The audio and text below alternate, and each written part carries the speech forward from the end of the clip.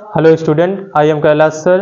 आज हम बात करेंगे सिंटेक्स की करेक्शन ऑफ सेंटेंस, जो यूपी बोर्ड में बहुत इंपॉर्टेंट है और इंटर के क्लास के विद्यार्थियों के लिए बहुत ज़्यादा इंपॉर्टेंट है। यहाँ पर हमने 15 सेंटेंस लिखे हैं, 15 वाक्यों को यहाँ पर हमने लिया है जिनके हम करेक्शन आपको बताएंगे और इन्हीं 15 सेंटेंस में आपसे एग्जाम में पूछ लिया जाएगा।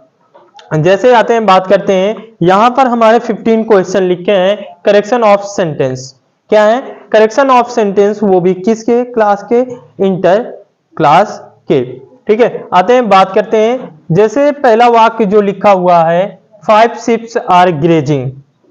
5 ships आर ग्रेजिंग, पहली बात तो हम लोगों ने सेंटेंस में पढ़ रखा है कि शिप्स जो होता है, शिप मतलब भेड़ जो होती है, भेड़ जो स्पेलिंग होती है उसकी, उसमें कभी भी एस या ई एस का प्रयोग नहीं होता। यहां पर जो शिप में एस या ई एस का प्रयोग है वो रॉन्ग है। इसका जो राइट आंसर होगा वो होगा 5 शिप आर ग्रेजिंग। यहां पर क्या होगा? 5 शिप, ठीक है, आर ग्रेजिंग। ठीक, ये हो जाएगा क्योंकि इससे पहले शिप से पहले क्या दिया? नंबर भी दिया और यहां पर एस का प्रयोग नहीं होगा। दूसरे क्वेश्चन की बात कर लेते हैं। हिज स्पेक्टिकल्स इज न्यू, उसका जो चश्मा है वो नया है। बात ये होती है कि पार्ट ऑफ स्पीच में पढ़ाया जाता है, अगर कोई नाउन्स दो पार्ट से मिलकर बनी होती है तो उसके साथ लगने वाली जो वर्ब होगी वो प्लूरल वर्ब होगी। क्या होगी? यहां पर इज का प्रयोग नहीं होगा, बल्कि इसका जो राइट आंसर होगा, इसका जो करेक्शन होगा, हिज स्पेक्टिकल्स। क्या होगा? His spectacles are new. क्या होगा? आई न्यू होगा, इज न्यू नहीं होगा। इज होगा तो वाक्य हमारा इनकरेक्ट है।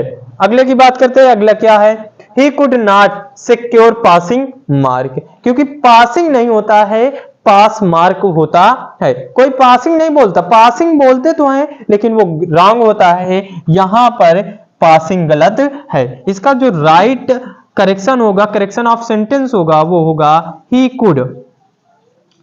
could not secure pass mark. ये इसका राइट आंसर हो जाएगा।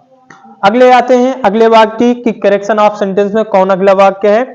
हिज हेयर्स आर ब्लैक, उसके जो बाल हैं वो काले हैं।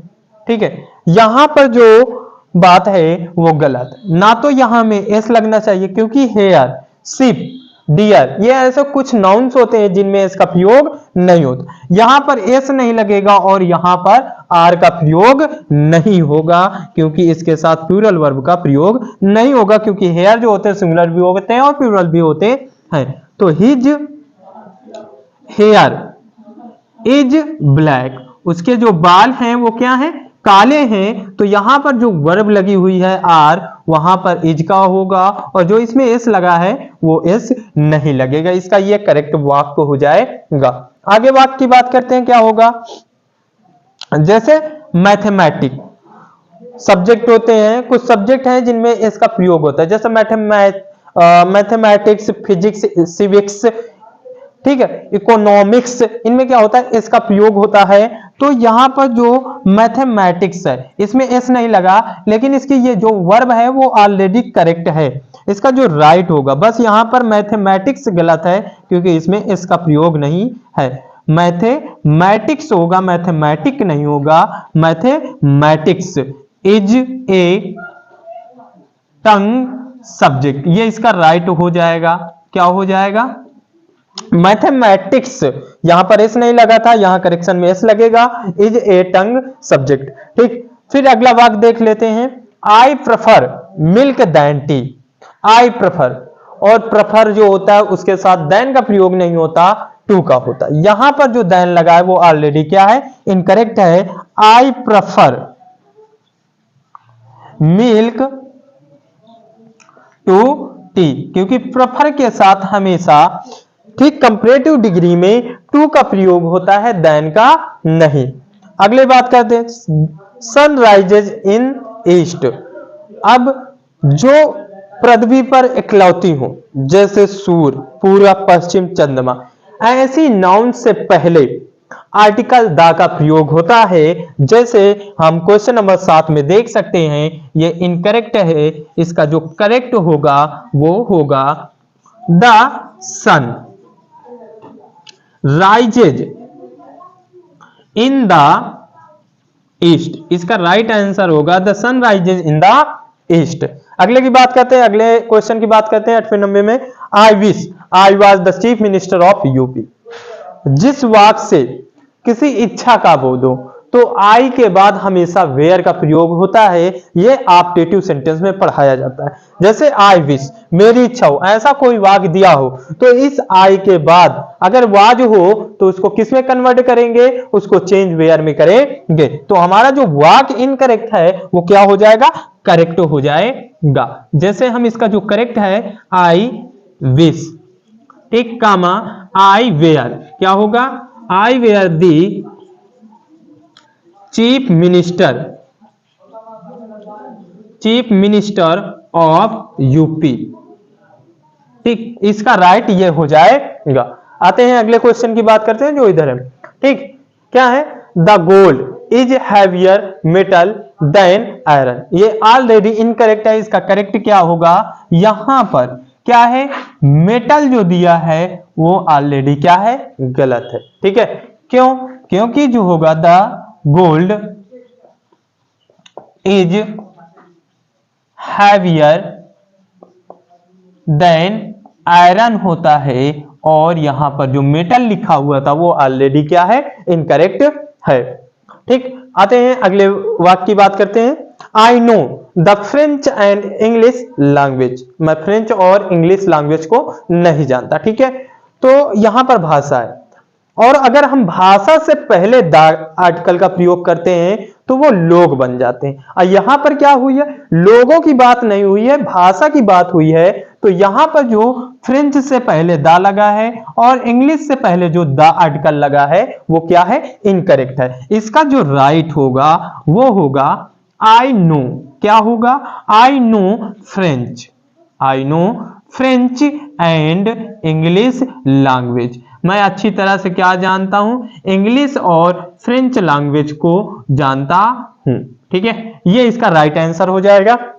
अगले बात करते हैं, pull chain for stopping the train. ऐसा कोई वाक्य होता है क्या, पुल चेन, ये क्या होता है, पुल द चैन होता है। क्या होता है, पुल द चैन, क्योंकि अगर ऐसा कोई वाक्य लिखा हो तो चैन से पहले क्या होगा, दा होगा। इसका राइट हो जाएगा।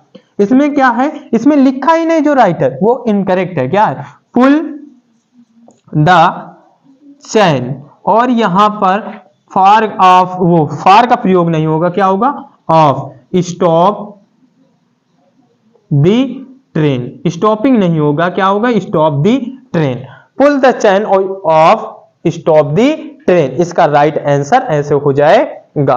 अगले वाक्य की बात करते हैं, क्या लिखा, he is too weak that he can not walk. अब एक बात सुन लगाओ, क्योंकि हमको रिमूव टू में पढ़ाया जाता है। ठीक है, रिमूव टू की बात जहां करें, अगर वाक्य में हमारे दैट का प्रयोग है तो यहां पर टू का प्रयोग नहीं होगा, बल्कि किसका प्रयोग होगा, सो का प्रयोग होगा। तो इसका जो राइट आंसर, राइट सेंटेंस होगा वो होगा ही इज सो, क्या होगा, he is so weak that he can not walk, he can not walk. इसका यहां पर जो टू दिया है वो किसको कन्वर्ट करेंगे, सो में कन्वर्ट करेंगे। यहां पर अगर टू होगा तो वो इनकरेक्ट होगा। ठीक है, आते हैं अगले वाक्य की बात करते हैं। It is true I had met her last year. अब हम इसका अर्थ निकाल लेते हैं।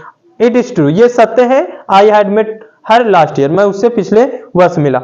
यह सत्य है कि मैं उससे अगले वर्ष मिला। तो यहां पर एक वर्ड गायब है, कौन सा, दैट कंजक्शन गायब है। तो इसका जो राइट मतलब करेक्ट सेंटेंस होगा वो होगा it is true that I had met her